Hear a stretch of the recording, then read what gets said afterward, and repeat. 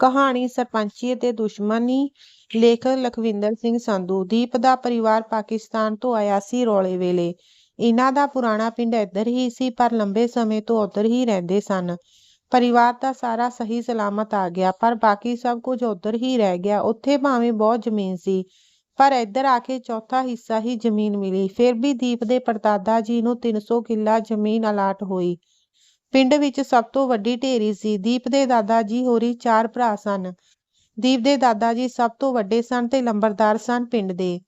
ਦੀਪ ਦੇ ਦਾਦਾ ਜੀ ਦੇ ਸਭ ਤੋਂ ਛੋਟੇ ਭਰਾ ਨੇ ਹੱਲੇ ਤੋਂ 1 ਸਾਲ ਪਹਿਲਾਂ ਹੀ ਲਾਹੌਰ ਤੋਂ ਵਕਾਲਤ ਪਾਸ ਕੀਤੀ ਸੀ। ਦੇਸ਼ ਆਜ਼ਾਦ ਹੁੰਦਿਆਂ ਹੀ ਉਹਨਾਂ ਨੂੰ ਸਰਕਾਰੀ ਵਕੀਲ ਦੀ ਨੌਕਰੀ ਮਿਲ ਗਈ। ਉਹਨਾਂ ਨੂੰ ਪਿੰਡ ਵਾਲੇ ਵਕੀਲ ਸਾਹਿਬ ਦੇ ਨਾਂ ਨਾਲ ਹੀ ਬੁਲਾਉਂਦੇ ਸੀ। ਦੀਪ ਦੇ ਦਾਦਾ ਜੀ ਭੱਠਿਆਂ ਦਾ ਬਿਜ਼ਨਸ ਕਰਨ ਲੱਗ ਗਏ। ਇੱਕ ਭਰਾ ਸਰਕਾਰੀ ਵਕੀਲ ਤੇ ਦੂਸਰੇ 2 ਭਰਾ ਖੇਤੀ ਕਰਨ ਲੱਗ ਗਏ। ਖੇਤੀ ਸਾਂਝੀ ਸੀ, ਪਰ ਘਰ ਵੱਖਰੇ ਵੱਖਰੇ ਸਨ। ਪਰਿਵਾਰ ਪੂਰੀ ਤਰ੍ਹਾਂ ਖੁਸ਼ਹਾਲ ਸੀ। ਦੀਪ ਦੇ ਪੜਦਾਦਾ ਜੀ ਨੇ ਨੇੜੇ ਦੇ ਸ਼ਹਿਰ ਵਿੱਚ ਵੱਡੀ ਹਵੇਲੀ ਬਣਾਈ ਤੇ ਪਿੰਡ ਦੇ ਨਾਂ ਤੇ ਉਸਦਾ ਨਾਂ ਰੱਖਿਆ। ਉਹ ਹਵੇਲੀ ਪੂਰੇ ਸ਼ਹਿਰ ਵਿੱਚ ਮਸ਼ਹੂਰ ਹੋ ਗਈ। ਇੱਥੇ ਹੀ ਬਸ ਨਹੀਂ, 4 ਭਰਾਵਾਂ ਦਾ ਆਪਸ ਵਿੱਚ ਪਿਆਰ ਸੀ। ਸਾਰੇ ਕਮਾਈ ਕਰਦੇ ਸਨ। 4 ਪੈਸੇ ਕੋਲ ਸੀ। ਇਸ ਪਰਿਵਾਰ ਨੇ 150 ਕਿੱਲਾ ਜ਼ਮੀਨ ਨਾਲ ਦੇ ਸੂਬੇ ਵਿੱਚ ਲੈ ਲਈ। ਵਕੀਲ ਸਾਹਿਬ ਨੇ ਦੀਪ ਦੇ ਪਿਤਾ ਜੀ ਤੇ ਬਾਕੀ ਇੱਕ ਹੋਰ ਭਤੀਜੇ ਨੂੰ ਆਪਣੇ ਕੋਲ ਸ਼ਹਿਰ ਵਿੱਚ ਰੱਖ ਕੇ ਪੜ੍ਹਾਇਆ। ਇੱਥੇ ਹੀ ਬਸ ਨਹੀਂ, ਉਹਨਾਂ ਆਪਣੀਆਂ ਭਤੀਜੀਆਂ ਨੂੰ ਵੀ ਕਾਲਜ ਦਾਖਲ ਕਰਵਾਇਆ। ਸਾਰਾ ਪਰਿਵਾਰ ਹੋਰ ਤਰੱਕੀ ਵੱਲ ਵਧ ਰਿਹਾ ਸੀ। ਹੌਲੀ ਹੌਲੀ 4 ਭਰਾਵਾਂ ਦੇ ਬੱਚੇ ਚੰਗੇ ਪਰਿਵਾਰਾਂ ਵਿੱਚ ਵਿਆਹੇ ਜਾਣ ਲੱਗੇ। ਦੀਪ ਦੇ ਦਾਦਾ ਜੀ ਨੇ ਆਪਣੇ ਵਕੀਲ ਭਰਾ ਤੇ ਪਿੰਡ ਦੇ ਸਰਪੰਚ ਨਾਲ ਮਿਲ ਕੇ ਪਿੰਡ ਦੇ ਬਹੁਤ ਸਾਰੇ ਸਾਂਝੇ ਕੰਮ ਕਰਵਾਏ। ਸਰਪੰਚ ਹੋਰੀ 2 ਭਰਾ ਸਨ। ਸਰਪੰਚ ਦੇ ਛੋਟੇ ਭਰਾ ਮੱਖਣ ਸਿੰਘ ਨੂੰ ਵੀ ਵਕੀਲ ਸਾਹਿਬ ਨੇ ਪੜ੍ਹਨ ਲਈ ਪ੍ਰੇਰਿਤ ਕੀਤਾ। ਉਹ ਵੀ ਗ੍ਰੈਜੂਏਸ਼ਨ ਕਰ ਗਿਆ। ਸਰਪੰਚ ਕੋਲ ਜ਼ਮੀਨ ਤਾਂ ਜ਼ਿਆਦਾ ਨਹੀਂ ਸੀ, ਪਰ ਉਹ ਬੰਦਾ ਚੱਲਦਾ ਪੁਰਜਾ ਸੀ। ਉਸਦੀ ਸੂਬੇ ਦੇ ਮੁੱਖ ਮੰਤਰੀ ਨਾਲ ਵੀ ਜਾਣ ਪਹਿਚਾਣ ਸੀ। ਦੀਪ ਦੇ ਦਾਦਾ ਜੀ ਤੇ ਸਰਪੰਚ ਨੇ ਮਿਲ ਕੇ ਪਿੰਡ ਵਿੱਚ 10ਵੀਂ ਤੱਕ ਸਰਕਾਰੀ ਸਕੂਲ। ਉਸ ਟਾਈਮ ਜਦੋਂ ਸੂਬੇ ਵਿੱਚ ਟਾਵੇਂ ਪਿੰਡਾਂ ਵਿੱਚ ਸਰਕਾਰੀ ਸਕੂਲ ਹੁੰਦੇ ਸਨ, ਡਿਸਪੈਂਸਰੀ, ਪਸ਼ੂਆਂ ਦਾ ਹਸਪਤਾਲ, ਵਾਟਰ ਵਰਕਸ ਤੇ ਬਿਜਲੀ ਸਭ ਤੋਂ ਪਹਿਲਾਂ ਪਿੰਡ ਵਿੱਚ ਲੈ ਕੇ ਆਏ। ਰੇਲਵੇ ਸਟੇਸ਼ਨ ਵੀ ਸੀ। ਇਹ ਸਾਰੇ ਕੰਮ ਸਰਪੰਚ ਤੇ ਦੀਪ ਦੇ ਪਰਿਵਾਰ ਵੱਲੋਂ ਮਿਲ ਕੇ ਕੀਤੇ ਗਏ ਸਨ। ਦੋਵਾਂ ਪਰਿਵਾਰਾਂ ਵਿੱਚ ਭਰਾਵਾਂ ਵਰਗਾ ਪਿਆਰ ਸੀ। ਦੀਪ ਦੇ ਦਾਦਾ ਜੀ ਤੇ ਸਰਪੰਚ ਦੀ ਆਸ-ਪਾਸ ਦੇ ਇਲਾਕੇ ਵਿੱਚ ਵੀ ਚਰਚਾ ਸੀ। ਪਿੰਡ 'ਚ ਸਰਪੰਚੀ ਦੀ ਇਲੈਕਸ਼ਨ ਵੇਲੇ ਦੀਪ ਦੇ ਦਾਦਾ ਨੇ ਮੂਹਰੇ ਲਾ ਕੇ ਉਸਨੂੰ ਸਰਪੰਚ ਬਣਾਇਆ ਤੇ ਆਪ ਪੰਚ ਬਣੇ। ਉਸ ਤੋਂ ਬਾਅਦ ਬਲਾਕ ਸਮੰਤੀ ਦੀਆਂ ਵੋਟਾਂ ਸਨ, ਜੋ ਕਈ ਪਿੰਡਾਂ ਦੇ ਪੰਚਾਂ ਸਰਪੰਚਾਂ ਨੇ ਪਾਉਣੀਆਂ ਸਨ। ਸਰਪੰਚ ਨੇ ਦੀਪ ਦੇ ਦਾਦਾ ਜੀ ਨੂੰ ਕਿਹਾ, ਤੂੰ ਇਲੈਕਸ਼ਨ ਲੜ ਨੰਬਰਦਾਰਾ। ਪਰ ਉਸ ਵਕਤ ਦੀਪ ਦੇ ਦਾਦਾ ਜੀ ਨੇ ਨਾਂਹ ਕਰ ਦਿੱਤੀ। ਸਰਪੰਚ ਕਹਿੰਦਾ, ਮੈਂ ਲੜ ਲੈਂਦਾ ਹਾਂ।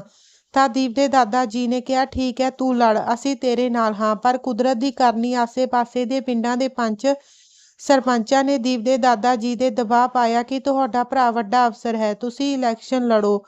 ਨਾ ਕਰਦੇ ਅਖੀਰ ਵਿੱਚ ਦੀਪ ਦੇ ਦਾਦਾ ਜੀ ਨੇ ਬਲਾਕ ਸੰਮਤੀ ਦੇ ਕਾਗਜ਼ ਭਰ ਦਿੱਤੇ। ਹੁਣ ਇੱਕੋ ਪਿੰਡ ਦੇ ਸਰਪੰਚ ਤੇ ਲੰਬੜਦਾਰ ਚੋਣਾਂ ਵਿੱਚ ਆਮਣੇ ਸਾਹਮਣੇ ਸਨ। ਸਰਪੰਚ ਨੇ ਦੀਪ ਦੇ ਦਾਦਾ ਜੀ ਨਾਲ ਰੋਸ ਕੀਤਾ ਵੀ ਮੈਂ ਤੁਹਾਨੂੰ ਪੁੱਛ ਕੇ ਕਾਗਜ਼ ਭਰੇ ਸਨ, ਆਹ ਤੂੰ ਚੰਗੀ ਨਹੀਂ ਕੀਤੀ ਲੰਬੜਦਾਰਾ।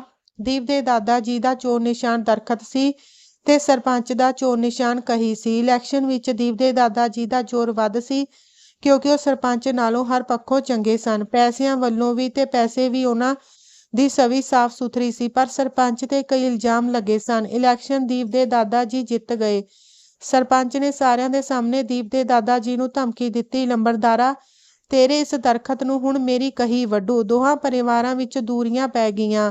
ਦੀਪ ਦੇ ਘਰ ਦੇ ਸਾਹਮਣੇ ਸਰਪੰਚ ਦਾ ਇੱਕ ਪਲਾਟ ਸੀ, ਜਿਸ ਵਿੱਚ ਇੱਕ ਬੈਠਕ ਪਾਈ ਸੀ, ਜੋ ਪਹਿਲਾਂ ਸਰਪੰਚ ਦੇ ਘਰ ਤੋਂ ਦਿਖਦੀ ਸੀ। ਪਰ ਜਦੋਂ ਦੀਪ ਦੇ ਦਾਦਾ ਜੀ ਨੇ ਘਰ ਦੇ ਨਾਲ ਖਾਲੀ ਪਈ ਪਸ਼ੂਆਂ ਵਾਲੀ ਥਾਂ ਤੇ 4 ਦੀਵਾਰੀ ਕਰਨੀ ਸ਼ੁਰੂ ਕੀਤੀ ਤਾਂ ਸਰਪੰਚ ਨੇ ਇਤਰਾਜ਼ ਕੀਤਾ ਵੀ ਮੇਰੇ ਘਰ ਤੋਂ ਬੈਠਕ ਨਹੀਂ ਦਿਖਦੀ।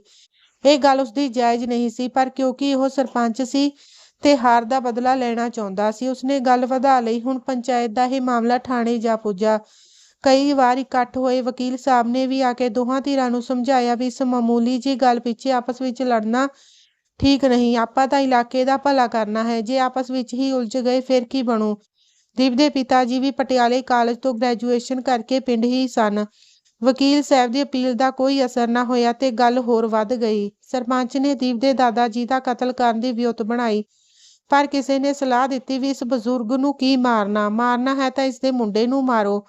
ਬੁੱਢਾ ਆਪੇ ਗਮ ਵਿੱਚ ਮਰ ਜਾਵੇਗਾ। ਉਹਨਾਂ 1-2 ਵਾਰ ਦੀਪ ਦੇ ਪਿਤਾ ਜੀ ਨੂੰ ਮਾਰਨ ਦੀ ਕੋਸ਼ਿਸ਼ ਵੀ ਕੀਤੀ, ਪਰ ਉਹ ਕਾਮਯਾਬ ਨਾ ਹੋ ਸਕੇ। ਇਸ ਤੋਂ ਪਹਿਲਾਂ ਕਿ ਉਹ ਦੁਬਾਰਾ ਕੋਸ਼ਿਸ਼ ਕਰਦੇ, ਕਿਸੇ ਨੇ ਸਲਾਹ ਦਿੱਤੀ ਵੀ ਜੇ ਮਾਰਨਾ ਹੈ ਤਾਂ ਵਕੀਲ ਨੂੰ ਮਾਰੋ, ਜੇ ਕਿਸੇ ਹੋਰ ਨੂੰ ਮਾਰ ਦਿੱਤਾ ਤਾਂ ਉਹ ਤੁਹਾਡੇ ਸਾਰੇ ਟੱਬਰ ਨੂੰ ਫਾਂਸੀ ਲਵਾ ਦਿਓ। ਗੱਲ ਉਹਨਾਂ ਨੂੰ ਵੀ ਜਚ ਗਈ। ਵਕੀਲ ਸਾਹਿਬ ਆਪਣੇ ਪਰਿਵਾਰ ਤੇ ਭਰਾਵਾਂ ਦੇ ਬੱਚਿਆਂ ਨਾਲ ਸ਼ਹਿਰ ਵਿੱਚ ਰਹਿੰਦੇ ਸਨ। ਇਸ ਲੜਾਈ ਨਾਲ ਉਹਨਾਂ ਦਾ ਕੋਈ ਵਾਹ ਵਾਸਤਾ ਵੀ ਨਹੀਂ ਸੀ।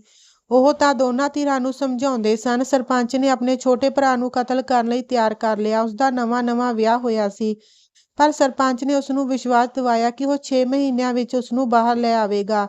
ਹੁਣ ਇਤਰਾਜ਼ ਸੀ ਵਕੀਲ ਸਾਹਿਬ ਦੇ ਹੁਣ ਇੰਤਜ਼ਾਰ ਸੀ ਵਕੀਲ ਸਾਹਿਬ ਦੇ ਪਿੰਡ ਆਉਣ ਦਾ। ਸਾਰੀ ਤਿਆਰੀ ਹੋ ਗਈ। ਵਕੀਲ ਸਾਹਿਬ ਨੇ ਸ਼ਨੀਵਾਰ ਨੂੰ ਪਿੰਡ ਆਉਣਾ ਸੀ ਤੇ ਐਤਵਾਰ ਨੂੰ ਵਾਪਸ ਜਾਣਾ ਸੀ। ਘਰ ਤੋਂ ਰੇਲਵੇ ਸਟੇਸ਼ਨ 2 ਕਿਲੋਮੀਟਰ ਸੀ। ਉਹਨਾਂ ਰਾਤ 7 ਵਜੇ ਵਾਲੀ ਗੱਡੀ ਤੇ ਵਾਪਸ ਜਾਣਾ ਸੀ। ਸਰਪੰਚ ਹੋਰਾਂ ਪੂਰੀ ਤਿਆਰੀ ਕਰ ਲਈ ਸੀ ਵੀ ਕਤਲ ਕਰਕੇ ਰਾਤੋਂ ਰਾਤ ਨਾਲ ਦੇ ਸੂਬੇ ਵਿੱਚ ਭੱਜ ਜਾਣਾ। ਸਰਪੰਚ ਆਪ ਪਹਿਲਾਂ ਹੀ ਗਾਇਬ ਹੋ ਗਿਆ, ਪਰ ਦੀਪ ਦੇ ਪੜਦਾਦਾ ਜੀ ਦੀ ਤਬੀਅਤ ਖਰਾਬ ਹੋ ਗਈ ਤੇ ਵਕੀਲ ਸਾਹਿਬ ਨੇ ਰਾਤ ਦੀ ਗੱਡੀ ਤੇ ਜਾਣ ਦਾ ਪ੍ਰੋਗਰਾਮ ਕੈਂਸਲ ਕਰ ਦਿੱਤਾ। ਉਹਨਾਂ ਅਗਲੇ ਦਿਨ ਸਵੇਰ 10 ਵਜੇ ਵਾਲੀ ਗੱਡੀ ਤੇ ਜਾਣ ਦਾ ਪ੍ਰੋਗਰਾਮ ਬਣਿਆ। ਅਗਲੇ ਦਿਨ ਵਕੀਲ ਸਾਹਿਬ ਸਟੇਸ਼ਨ ਤੇ ਜਾਣ ਲਈ ਤਿਆਰ ਹੋਏ। ਉਹਨਾਂ ਪੁਲਿਸ ਦੀ ਵਰਦੀ ਪਾਈ। ਉਸ ਜ਼ਮਾਨੇ ਸਰਕਾਰੀ ਵਕੀਲ ਵੀ ਪੁਲਿਸ ਦੀ ਵਰਦੀ ਹੀ ਪਾਉਂਦੇ ਸਨ, ਪਰ ਆਪਣਾ ਸਰਵਿਸ ਰਿਵਾਲਵਰ ਆਪਣੇ ਬੈਗ ਵਿੱਚ ਹੀ ਰੱਖ ਲਿਆ। ਉਹ ਸਟੇਸ਼ਨ ਜਾਣ ਲਈ ਘਰੋਂ ਚੱਲ ਪਏ। ਦੀਪ ਦੇ ਪਿਤਾ ਨੇ ਆਪਣੇ ਚਾਚਾ ਜੀ ਨੂੰ ਸਟੇਸ਼ਨ ਤੱਕ ਛੱਡ ਕੇ ਆਉਣ ਦੀ ਇੱਛਾ ਜ਼ਾਹਿਰ ਕੀਤੀ, ਪਰ ਉਹਨਾਂ ਮਨਾ ਕਰ ਦਿੱਤਾ ਵੀ ਤੂੰ ਇਕੱਲਾ ਵਾਪਿਸ ਆਏਂਗਾ। ਉਹ ਤੁਰਦੇ ਜਦੋਂ ਹੀ ਥੋੜੇ ਸੁੰਨੇ ਰਸਤੇ ਤੇ ਪਹੁੰਚੇ, ਤਾਕ ਵਿੱਚ ਬੈਠੇ ਮੱਖਣ ਸਿੰਘ ਨੇ ਪਿੱਛੋਂ 2 ਫਾਇਰ ਕਰ ਦਿੱਤੇ। ਵਕੀਲ ਸਾਹਿਬ ਡਿੱਗ ਪਏ। ਦੁਨਾਲੀ ਵਿੱਚ ਦੁਬਾਰਾ ਕਾਰਤੂਸ ਲੋਡ ਕਰਕੇ ਮੱਖਣ ਸਿੰਘ ਨੇ ਜਾਂਦੇ 1 ਫਾਇਰ ਜਮਾ ਕੋਲ ਜਾ ਕੇ ਕਰਤਾ। ਵਕੀਲ ਸਾਹਿਬ ਦੀ ਥਾਂ ਤੇ ਹੀ ਮੌਤ ਹੋ ਗਈ। ਮੱਖਣ ਸਿੰਘ ਫਰਾਰ ਹੋ ਗਿਆ। ਵਕੀਲ ਸਾਹਿਬ ਦੇ ਹੋਏ ਇਸ ਕਤਲ ਨੇ ਪੂਰੇ ਇਲਾਕੇ ਵਿੱਚ ਦਹਿਸ਼ਤ ਫੈਲਾ ਦਿੱਤੀ, ਕਿਉਂਕਿ ਵਕੀਲ ਸਾਹਿਬ ਦਾ ਕਤਲ ਪੁਲਿਸ ਦੀ ਵਰਦੀ ਵਿੱਚ ਹੋਇਆ ਸੀ। ਪੁਲਿਸ ਲਈ ਵੀ ਇਹ ਕੇਸ ਸਾਜ਼ਿਸ਼ ਦਾ ਮਸਲਾ ਸੀ। ਵਕੀਲ ਸਾਹਿਬ ਦੇ ਕਤਲ ਨੇ ਦੀਪ ਦੇ ਪਰਿਵਾਰ ਨੂੰ ਇੱਕ ਗਹਿਰਾ ਸਦਮਾ ਦਿੱਤਾ। ਬੜੀ ਦੌੜ ਭੱਜ ਤੋਂ ਬਾਅਦ ਮੱਖਣ ਸਿੰਘ ਤੇ ਸਰਪੰਚ ਦੀ ਗ੍ਰਿਫਤਾਰੀ ਹੋ ਸਕੀ। ਤਰੱਕੀ ਦੇ ਰਾਹ ਤੇ ਤੁਰਦਾ ਦੀਪ ਦਾ ਪਰਿਵਾਰ ਕੋਰਟ ਕਚਹਿਰੀ ਦੇ ਚੱਕਰ ਕੱਟ ਰਿਹਾ ਸੀ। ਦੂਸਰੇ ਪਾਸੇ ਸਰਪੰਚ ਹੋਰੀ ਦੋਨੋਂ ਭਰਾ ਅੰਦਰ ਸਨ। ਛੋਟੇ ਦਾ ਵਿਆਹ ਤਾਂ ਕੁਝ ਸਮਾਂ ਪਹਿਲਾਂ ਹੀ ਹੋਇਆ ਸੀ। ਉਸਦੀ ਘਰਵਾਲੀ ਨੂੰ ਪੇਕੇ ਲੈ ਗਏ। ਉਧਰ ਸਰਪੰਚ ਦੇ ਵੀ ਇੱਕੋ ਮੁੰਡਾ ਸੀ, ਉਹ ਵੀ ਛੋਟਾ ਸੀ। ਉਸਦੀ ਘਰਵਾਲੀ ਵੀ ਉਸਦੇ ਪੇਕੇ ਲੈ ਚਲੀ ਗਈ। ਹੁਣ ਉਹਨਾਂ ਦੇ ਘਰ ਇੱਕ ਵਿਧਵਾ ਮਾਂ ਸੀ, ਇਕੱਲੀ। ਕੋਰਟ ਵਿੱਚ ਕੇਸ ਚੱਲਿਆ। ਸੈਸ਼ਨ ਕੋਰਟ ਨੇ ਮੱਖਣ ਸਿੰਘ ਨੂੰ ਫਾਂਸੀ ਦੀ ਸਜ਼ਾ ਸੁਣਾਈ, ਪਰ ਸਰਪੰਚ ਬਰੀ ਹੋ ਗਿਆ। ਉਸ ਤੋਂ ਬਾਅਦ ਹਾਈ ਕੋਰਟ ਨੇ ਤੇ ਫਿਰ ਸੁਪਰੀਮ ਕੋਰਟ ਨੇ ਮੱਖਣ ਸਿੰਘ ਦੀ ਫਾਂਸੀ ਦੀ ਸਜ਼ਾ ਨੂੰ ਬਰਕਰਾਰ ਰੱਖਿਆ। ਦੋਨਾਂ ਪਰਿਵਾਰਾਂ ਨੇ ਨਾ ਤਾਂ ਪੈਸੇ ਦੀ ਨਾ ਹੀ ਹੋਰ ਸਾਧਨਾਂ ਦੀ ਕਮੀ ਰੱਖੀ। ਸਭ ਕੁਝ ਕੇਸ ਤੇ ਲਾ ਦਿੱਤਾ। ਮੱਖਣ ਸਿੰਘ ਦੀ ਫਾਂਸੀ ਦੀ ਉਡੀਕ ਕਰਦੇ ਦੀਪ ਦੇ ਪਰਿਵਾਰ ਨੂੰ ਉਦੋਂ ਧੱਕਾ ਲੱਗਾ ਜਦੋਂ ਰਹਿਮ ਦੀ ਅਪੀਲ ਵਿੱਚ ਮੱਖਣ ਸਿੰਘ ਦੀ ਫਾਂਸੀ ਦੀ ਸਜ਼ਾ ਨੂੰ ਉਮਰ ਕੈਦ ਵਿੱਚ ਬਦਲ ਦਿੱਤਾ। ਜਿਉਂ ਹੀ ਇਹ ਖਬਰ ਮਿਲੀ ਤਿਉਂ ਹੀ ਸਰਪੰਚ ਨੇ ਅੱਤ ਚੱਕ ਦਿੱਤੀ। ਉਸਨੇ ਉਹੀ ਕੇਸ ਵਾਪਿਸ ਖੋਲ ਲਿਆ। ਦੀਪ ਦੇ ਪਰਿਵਾਰ ਨੂੰ ਕਾਫੀ ਨਮੋਸ਼ੀ ਹੋਈ। ਉੱਪਰੋਂ ਸਰਪੰਚ ਦੀਆਂ ਹਰਕਤਾਂ ਨੇ ਜਲੇ ਤੇ ਨਮਕ ਛਿੜਕ ਵਾਲਾ ਕੰਮ ਕੀਤਾ। ਇਸ ਵਾਰ ਦੀਪ ਦੇ ਪਰਿਵਾਰ ਨੇ ਸਰਪੰਚ ਦੇ ਕਤਲ ਦਾ ਪ੍ਰੋਗਰਾਮ ਬਣਾਇਆ। ਇੱਕ ਰਾਤ ਸਰਪੰਚ ਦਾ ਕਤਲ ਕਰ ਦਿੱਤਾ। ਦੀਪ ਦੇ ਪਿਤਾ ਜੀ, ਦਾਦਾ ਜੀ, ਦੋਨੋਂ ਭਰਾ ਤੇ ਇੱਕ ਹੋਰ ਬੰਦੇ ਦੇ ਕਤਲ ਦਾ ਮੁਕੱਦਮਾ ਪਿਆ। ਕਿਉਂਕਿ ਇਹ ਕਤਲ ਪੂਰੀ ਵਿਉਂਤਬੰਦੀ ਕਰਕੇ ਕੀਤਾ ਸੀ, ਇਸ ਲਈ ਹਾਈ ਕੋਰਟ 'ਚੋਂ ਸਭ ਬਰੀ ਹੋ ਗਏ। 5 ਸਾਲ ਦੋਵੇਂ ਕੇਸ ਚੱਲੇ। ਇਸ ਦੁਸ਼ਮਣੀ ਨੇ ਦੀਪ ਦੇ ਪਰਿਵਾਰ ਦਾ ਬਹੁਤ ਨੁਕਸਾਨ ਹੋ ਗਿਆ। ਭੱਠਿਆਂ ਦੇ ਬਿਜ਼ਨਸ ਤੇ ਫਰਕ ਪਿਆ, ਨਾਲ ਹੀ ਨਾਲ ਖੇਤੀ ਤੇ ਵੀ ਅਸਰ ਹੋਇਆ। ਜਿੰਨੇ ਪੈਸੇ ਕੋਲ ਸੀ ਉਹ ਵੀ ਖਰਚ ਹੋ ਗਏ। ਉਧਰੋਂ ਪੁੱਤ ਦੀ ਯਾਦ ਵਿੱਚ ਦੀਪ ਦੇ ਪੜਦਾਦਾ ਜੀ ਦੀ ਮੌਤ ਹੋ ਗਈ। ਉਹਨਾਂ ਦੀ ਮੌਤ ਤੋਂ ਬਾਅਦ ਸਾਰੇ ਭਰਾ ਵੱਖ-ਵੱਖ ਹੋ ਗਏ। ਸਭ ਤੋਂ ਵੱਧ ਨੁਕਸਾਨ ਵਕੀਲ ਸਾਹਿਬ ਦੇ ਬੱਚਿਆਂ ਦਾ ਹੋਇਆ। ਭਾਵੇਂ ਉਹਨਾਂ ਦੀ ਦੋਨੋਂ ਲੜਕੀਆਂ ਸ਼ਾਦੀ ਦੀਪ ਦੇ ਦਾਦਾ ਜੀ ਨੇ ਚੰਗੇ ਅਫਸਰਾਂ ਨਾਲ ਕੀਤੀ, ਪਰ ਉਹਨਾਂ ਦੇ ਬੇਟੇ ਨੂੰ ਪੜ੍ਹਾਈ ਛੱਡ ਕੇ ਖੇਤੀ ਕਰਨੀ ਪਈ। ਦੂਸਰੇ ਪਾਸੇ ਇਸ ਦੁਸ਼ਮਣੀ ਨੇ ਸਰਪੰਚ ਦਾ ਤਾਂ ਪਰਿਵਾਰ ਹੀ ਉਜਾੜ ਦਿੱਤਾ। ਸਰਪੰਚ ਦੀ ਪਤਨੀ ਆਪਣੇ ਬੇਟੇ ਨੂੰ ਲੈ ਕੇ ਆਪਣੇ ਪੇਕੇ ਚਲੀ ਗਈ। ਸਰਪੰਚ ਦੀ ਸਾਰੀ ਜ਼ਮੀਨ ਕੇਸਾਂ ਵਿੱਚ ਲੱਗ ਗਈ। ਉਸਦੀ ਵਿਧਵਾ ਮਾਂ ਪੁੱਤਰ ਦੇ ਵਿਯੋਗ ਵਿੱਚ ਮਰ ਗਈ। ਘਰ ਖਾਲੀ ਹੋ ਗਿਆ। ਵਕੀਲ ਸਾਹਿਬ ਦੀ ਮੌਤ ਨੇ ਦੀਪ ਦੇ ਪਰਿਵਾਰ ਨੂੰ 100 ਸਾਲ ਪਿੱਛੇ ਕਰ ਦਿੱਤਾ ਤੇ ਸਰਪੰਚ ਦੀ ਮੌਤ ਨੇ ਉਸਦਾ ਵਸਦਾ ਘਰ ਉਜਾੜ ਦਿੱਤਾ। ਦੋਨਾਂ ਦੀ ਮੌਤ ਨੇ ਪਿੰਡ ਨੂੰ ਵੀ 50 ਸਾਲ ਪਿੱਛੇ ਪਾ ਦਿੱਤਾ। ਇਸ ਦੁਸ਼ਮਣੀ ਨੇ ਕਈ ਪੀੜ੍ਹੀਆਂ ਦਾ ਨੁਕਸਾਨ ਕੀਤਾ। ਧੰਨਵਾਦ ਜੀ।